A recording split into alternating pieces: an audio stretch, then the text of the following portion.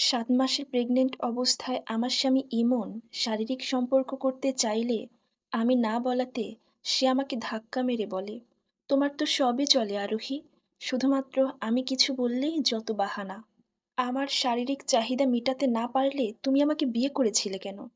তখন আমি বললাম, "তুমি এভাবে কেন বলছো ইমন? সবকিছু চালাতে হয় বলেই আমি চালাই।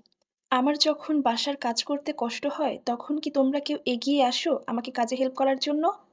আর তাছাড়া তুমি তো জানো, ডাক্তার আমাদের এই কয় মাস শারীরিক সম্পর্ক করতে মানা করে দিছে।" এবং আমি আরো বললাম, "আর কয়েকদিন পর তুমি বাবা হবে। এখন তো একটু ধৈর্যশীল হও।" এই কথা শুনে আমার স্বামী আমাকে বলে উঠল, "তোমার লেকচার এখন তুমি বন্ধ করো। আমার এগুলা জাস্ট অসহ্য লাগছে।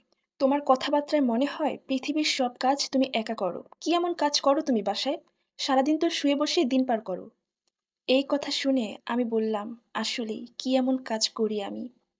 স্বামীর এই কথার কোনো জবাব দিতে না পেরে হালকা হেসে অন্যদিকে তাকিয়ে শুয়ে পড়লাম। এই ভরা পেট নিয়ে ঘর মোছা থেকে শুরু করে রান্না-বান্না, কাপড় কাচা এবং সংসারের যাবতীয় যা সব কাজ একা হাতে করতে হয় আমাকে। সত্যি কথা কি জানেন? শ্বশুরবাড়িতে যতই কাজ করি না কেন, কখনো কারো মনের নাগাল পাই না। দিন শেষে এই একটা কথাই শুনতে হয়, "সারাদিন কি এমন কাজ করো?" অথচ এই আমি একসময় বাবা-মায়ের বড় আহ্লাদী মেয়ে ছিলাম। নিজে থেকে মাকে কোনো কাজে হেল্প করতে গেলে মা ধমক দিয়ে বলতেন, "তোর কোনো কাজ করতে হবে না আরোহী, যা মা পড়তে বস।" হ্যাঁ, আমি সেই বাবা-মায়ের অবাধ্য হয়ে ভালোবেসে বিয়ে করেছিলাম আমার স্বামীকে। এখন আমার স্বামীর সেই ভালোবাসাও আস্তে, আস্তে ফুরিয়ে গেছে। এখন আমার সেই ভালোবাসার মানুষটাও আমার কাছে কৈফিয়ত চায়। সারাদিন কি এমন কাজ করি আমি? এইসব কথা ভাবতে, ভাবতে চোখ দিয়ে পানি পড়তেছে। সারারাত কোমরের ব্যথায় ঘুমাতে পারিনি। এপাশ-ওপাশ ছটফট করতেছি। অথচ আমার স্বামী আমার পাশে শুয়েই নাক ডেকে ঘুমাচ্ছে। যাই হোক, সকালবেলা আমার স্বামী আমাকে কয়েকটা ধাক্কা মেরে বলে, "তুমি এখনো ঘুমাচ্ছ আরোহী? আমি অফিসে যাব। আমার নাস্তা কোথায়? নাকি ডাক্তার তোমাকে এটাও মানা করে দিছে যে এই কয় মাস স্বামীর নাস্তা বানানো যাবে না?" তখন তড়িঘড়ি করে উঠে বসলাম এবং স্বামীর দিকে করুণ দৃষ্টিতে তাকিয়ে বললাম, "সরি। আসলে আজকে আমার ঘুম থেকে উঠতে একটু দেরি হয়ে গেছে। কালকে সারারাত কোমরের ব্যথায় ঘুমাতে পারিনি। এপাশ-ওপাশ ছটফট করেছি। ফজরের আজানের পর কখন যেন ঘুমিয়ে পড়েছি। তাই কিছুই টের পাইনি। তুমি জাস্ট একটু দাঁড়াও, আমি এখনই তোমার জন্য কিছু একটা বানিয়ে নিয়ে আসছি।" তখন আমার স্বামী বলল, "হয়েছে তোমার নাস্তা, এত ন্যাকামি করো না। তুমি ঘুমাও। তোমাকে আর নাস্তা বানিয়ে দিতে হবে না। আমার সময় নেই, আমি অফিসে গেলাম।" এই বলে সে চলে গেল। তখন আমার শাশুড়িও আমাকে কথা শোনাতে ছাড়লেন না। বললেন, "বাড়ির বউ, সে এমন বেলা করে ঘুমাচ্ছে। স্বামীকে নাস্তা পর্যন্ত বানিয়ে দিতে পারছে না। আরো কত কি।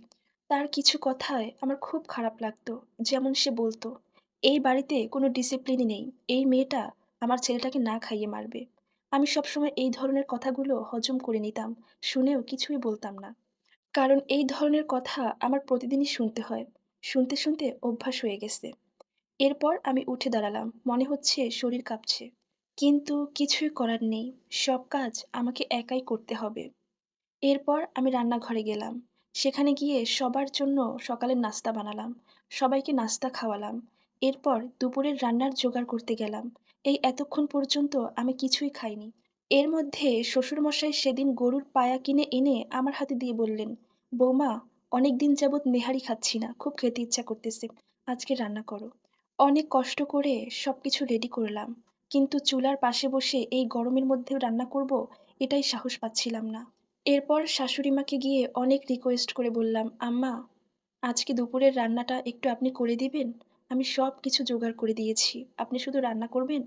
আসলে মা, আমার খুব গা গোলাচ্ছে। আমার কথা শেষ হতে না হতেই আমার শাশুড়ি হাউমাউ করে চেঁচিয়ে উঠলেন। বললেন, "এইটুকুতেই এত নাটক চলে বৌমা? বাচ্চা-কাচ্চা কি তোমার একারই হচ্ছে? আমাদের কি হয় নাই? শুধু কাজ ফাঁকি দেওয়ার বাহানা করো, তাই না?" শাশুড়ি মায়ের এই কথা শুনে আমি কাঁদতে, কাঁদতে রান্নাঘরে গেলাম। এই বাসার সব কাজ আমি একাই করি। কেউ আমার কাজে একটুও হেল্প করে না। কিন্তু তবুও সবাই আমাকে একটা কথাই বলে, "আমি সারাদিন কি করি? শুয়ে বসেই তো সময় কাটাই।" আজকে তোমার কথা খুব মনে পড়তেছে মা। মিস ইউ মা। আসলে মায়ের মতো কেউ হয় না, কেউ না। সন্তানের মলিন মুখটা দেখলেই মা সবকিছু বুঝে যায়। কিন্তু হায় আফসোস! শুধুমাত্র ভালোবাসার মানুষটাকে নিজের করে পাওয়ার জন্য সেই বাবা-মায়ের সাথে প্রতারণা করেছি। আজ অনেকগুলো মাস যাবৎ তাদের সাথে কোনো যোগাযোগ নেই। আজ আমি বুঝে গেছি ভালোবাসা বলতে কিছুই নেই। জাস্ট ২ দিনের আবেগ। পরিস্থিতি এখন আমাকে এমন জায়গায় দাঁড় করিয়েছে, না পাচ্ছি প্রিয় মানুষটির ভালোবাসা, না পারতেছি বাবা-মায়ের পাশে থাকতে। অথচ এই একটা মানুষকে পাওয়ার জন্যই কত কিছু বিসর্জন দিয়েছিলাম আমি। বাবা-মায়ের সম্মানের কথাও একটাবার চিন্তা করিনি। বাবা-মায়ের অবাধ্য হয়ে ভালোবাসার মানুষটির হাত ধরে পালিয়ে এসেছিলাম। অথচ সেই মানুষটা আজ দিনের পর দিন আমাকে অবহেলা করতেছে। আমি আর সহ্য করতে পারতেছি না। আর এই সম্পূর্ণ স্টোরিটা একটা আপুর জীবন থেকে নেয়া, যার সাথে আমার বাস্তব জীবনের কোনো মিল নেই। ধন্যবাদ।